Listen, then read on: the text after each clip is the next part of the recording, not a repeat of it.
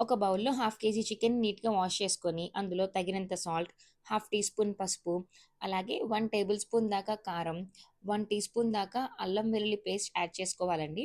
ఇందులోనే 1 tea spoon దాకా ధనియాల పొడి, జీలకర్ర పొడి, అలాగే హాఫ్ టీ స్పూన్ దాకా గరం మసాలాని యాడ్ చేసుకోవాలి.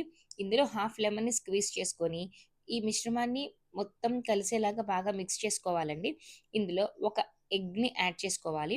1 టేబుల్ స్పూన్ బియ్యపిండి, 2 టేబుల్ స్పూన్ల శనగపిండిని యాడ్ చేసుకోవాలి. బాగా మిక్స్ చేసుకోవాలండి.